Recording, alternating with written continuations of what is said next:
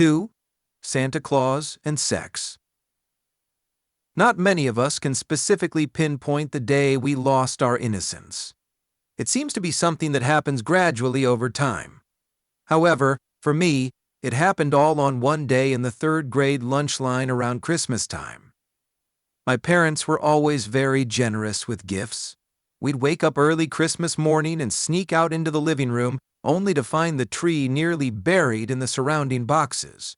Sometimes they extended out to the very edge of the room. It wasn't that we got many gifts. It's just that kids' toys can be pretty big. A new bicycle, a wagon, the game Toss Across.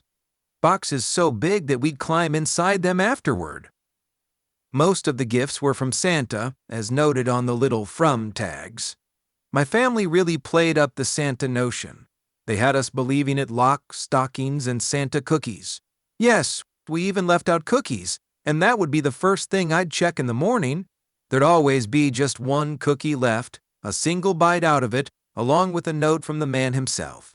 I never once suspected that my parents were orchestrating the entire event. Well, here I was one day standing in the third grade cafeteria line. I guess that would make me about 8 years old.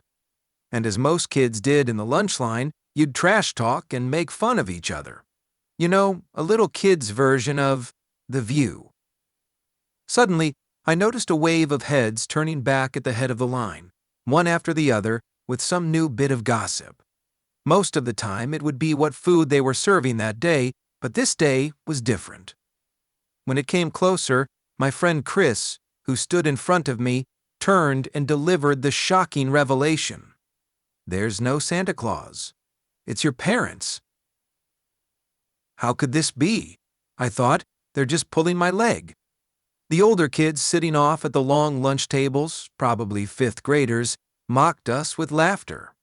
These were the same boys who once told me all the exit signs had cameras in them. But there was also affirmation from other kids in the line my own age.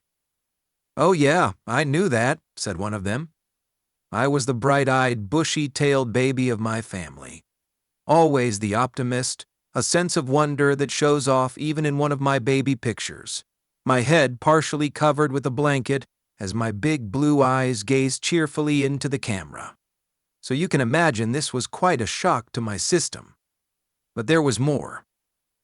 About 3 minutes later, another revelation rippled down the line. Surely the message would be that Santa did exist, and my innocence would be salvaged.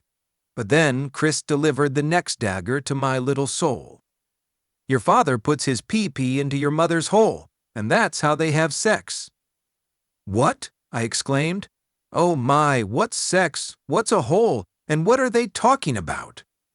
I knew what a pee-pee was, 'cause I had one too. But the rest seemed foreign and gross to me. I think I went into some sort of innocence coma that day. I needed to let this information sit in my head and process itself in due time. Certainly not now. Certainly not as I was about to eat. When Christmas Day came along, I pretended as if I knew nothing. The gifts and the cookies were set out like every other year. My sister and brother sent me to wake up our parents so we could start opening our presents. The youngest sibling always seems to get stuck with this task. But when I tapped on my parents' bedroom door 2 times, there was no response. So instead, I just flung it open and shouted, "Merry Christmas!" And there I saw my father on top of my mother, almost like in a wrestling position, but they weren't wrestling. And that's when I figured out, based on the proximity of where my father's pee-pee must be, where my mother's hole must be, and that what they were doing must be sex. I quickly shut the door and waited for them to come out on their own, returning to the living room in a somber state of childhood disbelief. I kept the revelation about Santa a secret, though, for several years actually, because something told me that if I let my parents think I still believed in Santa, I'd get more gifts. Then, just a week or so before Christmas of 1974, when I was 10 years old, I let it slip to my sister. Surely she'd keep it a secret. But within half the time it takes for another breath, she turned to my mother who had just entered the room. "Victor knows there's no Santa." "Damn her." What later followed was my realization that there was no Easter bunny or tooth fairy. It took many years for me to comprehend what sex was. I'm still not quite sure, even at age 45, if I've figured it all out yet.